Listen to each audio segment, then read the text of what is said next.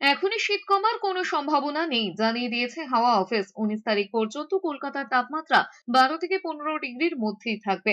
এর মধ্যে আবহাওয়ার বড় কোনো পরিবর্তন হবে না। রাতের দিকে উত্তরে হাওয়ার দাপটে শীত আরো অনুভূত হবে।